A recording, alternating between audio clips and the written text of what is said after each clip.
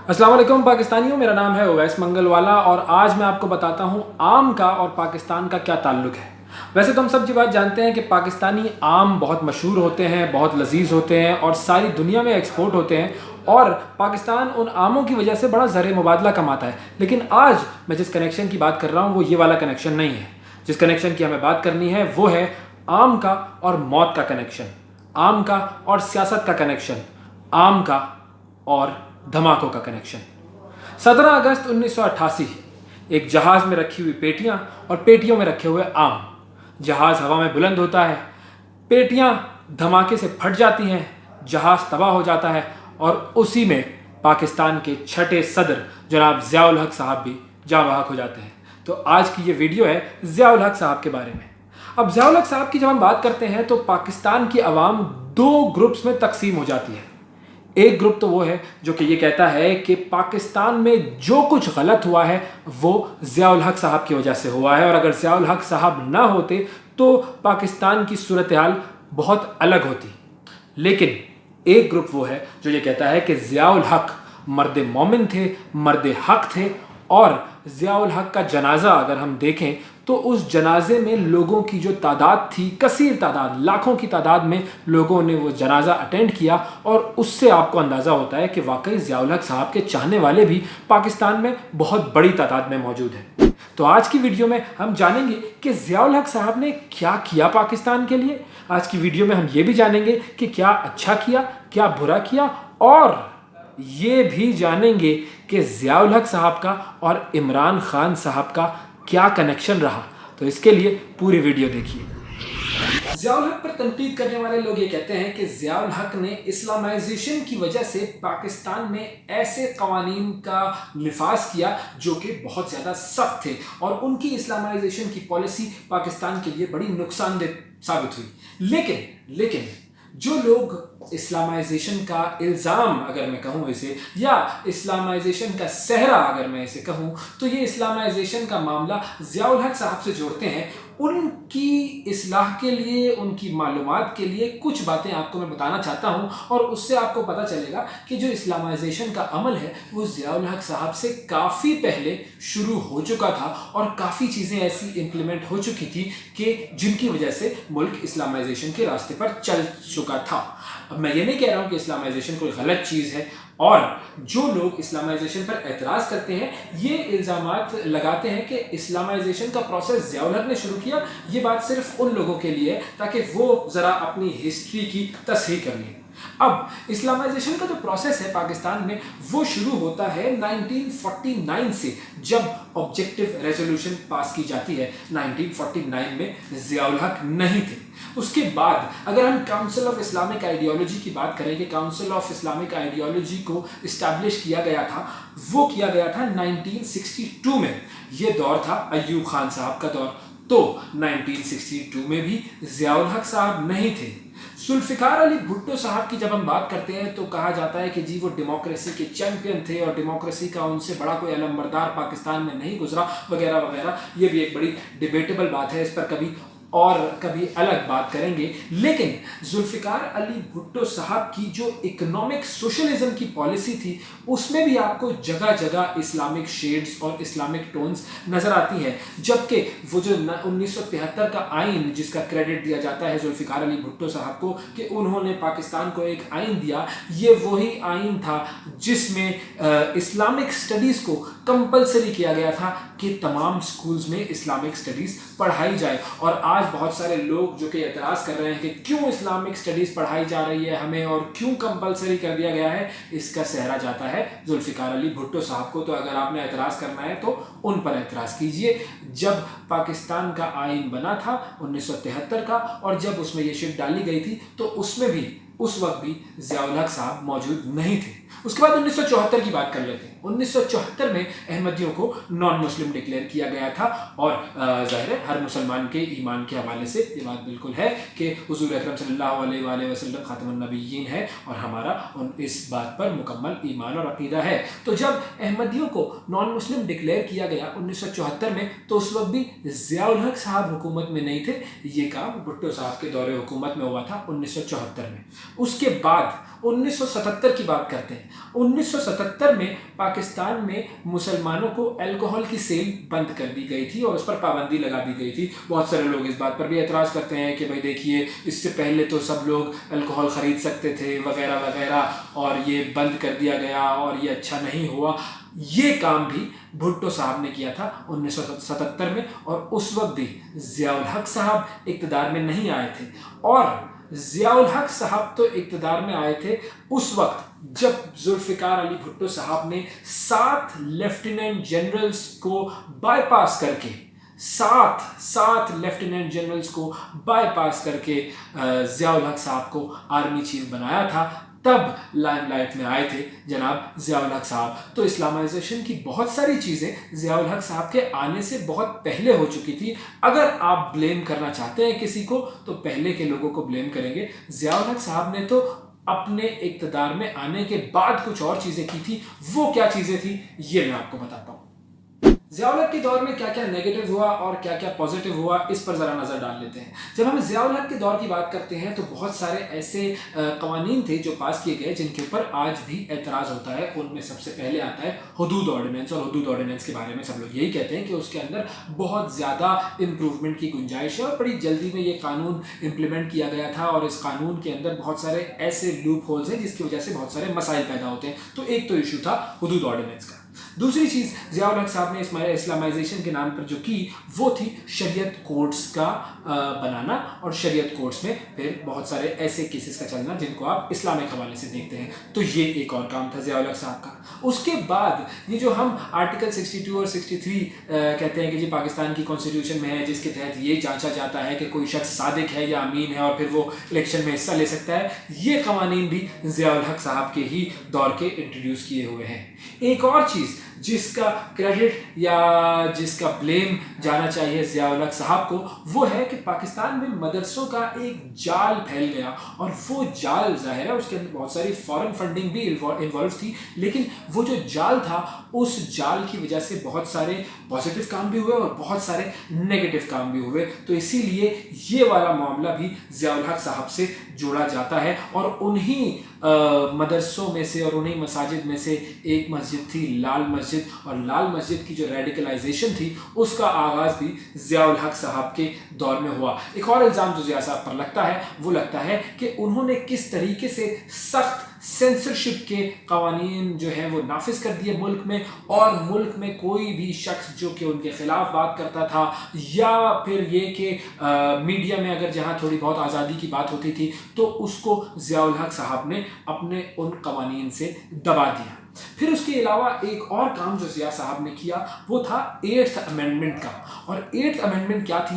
8th amendment में ज़िया साहब ने वो पावर अपने पास ले ली जिससे वो वज़ीर आज़म को सैक कर सकते थे, वज़ीर आज़म को हटा सकते थे और असेंबली को तोड़ सकते थे। तो ये जो 8th अमेंडमेंट थी ये भी पाकिस्तान के लिए बड़ी ख़तरनाक साबित हुई। अच्छा, इस 8th अमेंडमेंट का इस्तेमाल करते हुए ज़ियाउल हक साहब ने जो मोहम्मद ख़ान जुनेजो साहब थे उनकी गवर्नमेंट को ख़त्म किया था, और उसके बाद ये जो 8th अमेंडमेंट थी ये बाद में भी लोग इस्तेमाल करते रहे। बेनज़ीर साहिबा की गवर्नमेंट भी इसी वजह से गई, और इसके अलावा नवाज शरीफ साहब की गवर्नमेंट को भी इसी कानून का सहारा लेकर ख़त्म किया गया था, और फिर ये कानून बाद में 18वीं तरमीम के ज़रिए ख़त्म हुआ। और ये जो क्रेडिट है, ये जो क्रेडिट जाता है इस कानून का 8th अमेंडमेंट का, ये भी ज़ियाउल हक साहब को जाता है। अच्छा, इसके बाद वो लोग जो कि पॉलिटिकल मुखालिफिन थे या फिर वो लोग जो जर्नलिस्ट थे उन पर एक क्रैकडाउन का सा माहौल था। ये माहौल भी ज़ियाउल हक साहब के दौर में बना हुआ था। जो भी मुखालिफिन थे वो मुखालिफिन उनको परसिक्यूट किया जाता था, पब्लिक फ्लॉगिंग्स होती थी, कोड़े मारे जाते थे लोगों को।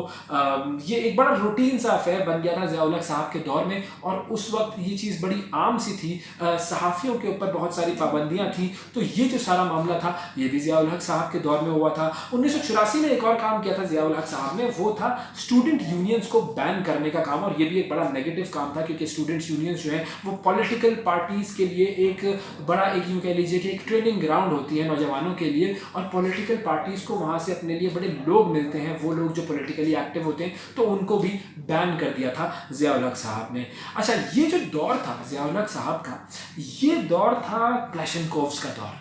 ये दौर था ड्रग्स का दौर, हीरोइन का दौर। अफ़गानिस्तान में एक जंग चल रही थी, उसमें क्लैशनकोव्स इस्तेमाल हो रही थी, हीरोइन का बहुत सारा पैसा आ रहा था जो कि वहाँ पर काश्त हो रही थी। अच्छा, अब अगर ज़ियाउल हक साहब को हम ये ब्लेम दें कि उनकी वजह से पाकिस्तान में क्लैशनकोव कल्चर आया, उनकी वजह से पाकिस्तान में ड्रग्स आई, उनकी वजह से पाकिस्तान में रेफ्यूजीज़ आए, तो ये थोड़ा सा गलत होगा। क्योंकि अगर ज़ियाउल हक साहब होते या ना होते, अफ़गान वॉर तो होनी ही थी, उसके अंदर सऊदी इंटरेस्ट होने ही थे, उसके अंदर बहुत सारी सियासत अमेरिका की और सऊदी अरब की होनी ही थी। तो ज़ियाउल हक साहब होते या ना होते कोई फ़र्क नहीं पड़ना था।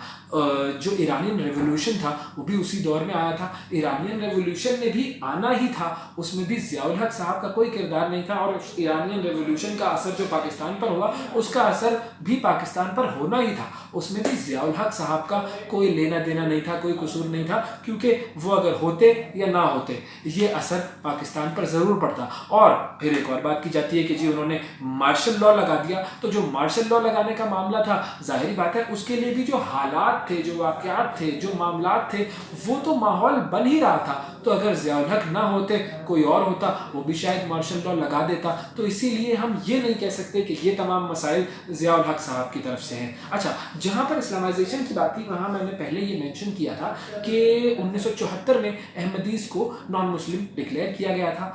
अब अहमदीज़ को नॉन मुस्लिम डिक्लेयर करना, ये मामला हुआ भुट्टो साहब के दौर में। और वो लोग जो कि ज़ियाउल हक पर इल्ज़ाम लगाते हैं कि वो एक एक्सट्रीमली रिजिड और रेडिकल किस्म के मुसलमान थे, उन्होंने क्या किया था? उन्होंने निशान इम्तियाज़ दिया था अब्दुस सलाम साहब को, और ये निशान इम्तियाज़ दिया गया था 1979 में। अब आप सोच लीजिए कि ये किस किस्म की इस्लामाइजेशन थी जो कि ज़ियाउल हक साहब के दौर में हो रही थी। अच्छा, ज़ियाउल हक साहब का और न्यूक्लियर प्रोग्राम का क्या कनेक्शन है, और ज़ियाउल हक साहब का और इमरान खान साहब का क्या कनेक्शन है, ये भी मैं आपको बताता हूँ। ये है मज़ेदार बात, क्योंकि इमरान खान साहब से एक राबता हुआ था जनाब ज़ियाउल हक साहब का, और ज़ियाउल हक साहब ने उनको, यानी कि इमरान खान को, एक ऑफ़र दी थी। वो ऑफ़र क्या थी और उस ऑफ़र का इमरान खान ने क्या किया, ये मैं आपको बताता हूँ। लेकिन पहले ज़रा बात कर लेते हैं हम पाकिस्तान के न्यूक्लियर प्रोग्राम की।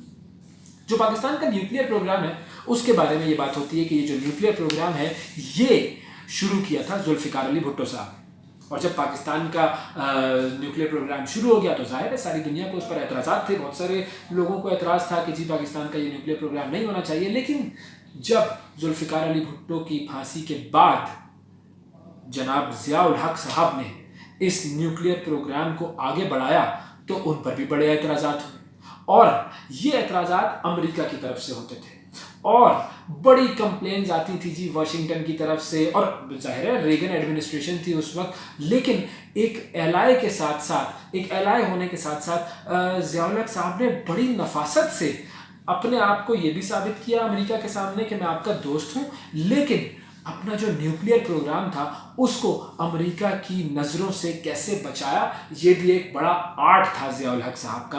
और प्रेसिडेंट जिम्मी कार्टर जो था, उसने 1979 में कहा कि जी मैं एड जो है वो ख़त्म कर दूंगा पाकिस्तान की, और पाकिस्तान जो है उसको चाहिए कि वो अपना न्यूक्लियर प्रोग्राम बंद कर दे और हमें जो है वो इंस्पेक्शन करने दे। लेकिन ज़ियाउल हक ने रिफ्यूज़ कर दिया कि नहीं, हम आपको अपनी मुल्क की न्यूक्लियर इंस्टॉलेशंस की एग्जामिनेशन नहीं करने देंगे। उसके बाद जब कार्टर साहब ने कहा कि जी हम आपको कोई मिलिट्री एड वगैरह देते हैं तो आप हमारी बात मान लीजिए, तो ज़ियाउल हक साहब ने रिफ्यूज़ कर दिया कि नहीं, ये जो आप मुझे ऑफ़र कर रहे हैं ये तो पीनट्स है, ये तो कुछ भी नहीं है, तो इसके बदले ऐसा कुछ नहीं हो सकता। फिर प्रेसिडेंट रेगन ने सर्टिफाई किया था कांग्रेस के सामने कि Pakistan does not possess a nuclear program. इतना ज़्यादा उनको यूँ कह लीजिए कि अगर आसान अल्फाज में कहें कि बेवकूफ़ बनाया था अमरीकियों को कि पाकिस्तान के पास कोई ऐसा न्यूक्लियर प्रोग्राम नहीं है जो दुनिया के लिए ख़तरा साबित हो। अगर वो जो है वो आकर देख लेते, अगर वो वहाँ पर आकर इजाज़त दे देते उनको कि जी आप आइए और मुआयना कर लीजिए, तो ज़ाहिर है फिर और मसाइल होते। लेकिन ज़ियाउल हक साहब ने बड़ी खूबसूरती से पाकिस्तान के न्यूक्लियर प्रोग्राम को अमेरिका की निगाहों से बचाया और उसे आगे लेकर। तो ये बातें तो वो थी कि जी ज़ियाउल हक साहब ने क्या काम किए पाकिस्तान के लिए, पॉजिटिव नेगेटिव आप लोग खुद फैसला कर सकते हैं। और अब आखिर में वो बात जो कि मैंने बताने का कहा था कि इमरान खान साहब का और ज़ियाउल हक साहब का क्या कनेक्शन हुआ, कैसे राब्ता हुआ, किस तरीके से क्या ऑफ़र की ज़िया-उल हक साहब ने इमरान खान को और फिर इमरान खान ने उस ऑफ़र का क्या जवाब दिया, ये मैं आपको बताता हूँ। इमरान खान साहब की किताब है और उस किताब का नाम है जी इमरान खान पाकिस्तान। इमरान खान पाकिस्तान में जनाब इमरान खान साहब लिखते हैं कि जी जुलाई 1988 में जी मैं बल्कि जो उन्होंने लिखा वही मैं आपको बताता हूँ। जुलाई 1988 में इमरान खान साहब कहते हैं कि मैं ससेक्स के लिए खेल रहा था, लंदन में मैं रह रहा था और मेरे पास एक बड़ी अजीबोगरीब कॉल आई। वो कॉल थी मेरे दोस्त की जिसका नाम है अशरफ नवाबी, और अशरफ नवाबी साहब ज़िया-उल हक साहब के बड़े क्लोज थे। तो अशरफ नवाबी ने मुझसे कहा कि अगर आप चाहें तो आप ज़िया-उल हक साहब की कैबिनेट में मिनिस्टर बन जाइए, और ज़िया-उल हक साहब की तरफ से ये ऑफ़र है कि आप उनकी कैबिनेट में शामिल हों और मिनिस्टर बने। और ज़िया-उल हक साहब ने उस वक्त जो है वो डिसमिस किया था जुनेजो साहब की गवर्नमेंट को 1988 में। तो उसके बाद जो वो अपनी कैबिनेट बना रहे थे उस दौरान ये ऑफ़र इमरान खान साहब को की गई ज़िया-उल हक साहब की तरफ से। और ज़िया-उल हक साहब की तरफ से जो ये ऑफ़र आई उसके बारे में इमरान खान साहब ने अपनी इस किताब में लिखा, और किताब में वो ये लिखते हैं कि Zia had just dismissed Junejo's government. Zia साहब ने जुनेजो साहब की गवर्नमेंट को उसी वक्त ख़त्म किया था, और जो जुनेजो साहब जो थे वो बड़े डिसेंट प्राइम मिनिस्टर थे। तारीफ़ की है इमरान खान साहब ने जुनेजो साहब की, और उसके बाद वो ये लिखते हैं कि मैंने ये ऑफ़र जो थी ज़िया-उल हक साहब की जो ऑफ़र थी वो डिक्लाइन कर दी, और मैंने उनसे ये कहा कि जनाब मैं इस रोल के लिए क्वालिफाई नहीं करता हूँ। 1988 में उन्होंने इमरान खान साहब ने ये ऑफ़र रिफ्यूज़ की, मिनिस्टर बनने की ऑफ़र उनको उस वक्त थी, और उसके बाद फिर वो ख़ुद अमली सियासत में आए और अब वो वज़ीर आज़म बने हैं। तो ये था जी इमरान खान साहब का और ज़िया-उल हक साहब का कनेक्शन। ज़िया-उल हक साहब ने ऑफ़र की मिनिस्ट्री की, और उसके बाद किस तरीके से जनाब इमरान खान साहब ने वो ऑफ़र रिफ्यूज़ कर दी। तो जनाब ज़िया-उल हक साहब के बारे में हमने बहुत सारी बात की आज। ज़िया-उल हक साहब की जो लेगेसी है अब उसका फ़ैसला आप कीजिए कि ज़िया-उल हक साहब ने पाकिस्तान के लिए जो कुछ किया उसमें कुछ फ़ायदेमंद काम भी शामिल थे या नहीं, और क्या सिर्फ़ और सिर्फ उन्होंने पाकिस्तान को नुकसान पहुँचाया। वीडियो देखने का बहुत शुक्रिया। इसी तरीके से मैं आपके सामने मुख्तलिफ़ मौज़ूआत पर वीडियोज़ लाता रहूँगा, आप देखते रहिए, और चैनल को सब्सक्राइब करना मत भूलिए, और चैनल का जो ये बेल आइकॉन होता है उसको दबा दीजिए ताकि आपको नोटिफिकेशंस मिलती रहे जब भी मैं कोई नई वीडियो अपलोड करूँ। आज के लिए इतना ही। अल्लाह हाफ़िज़।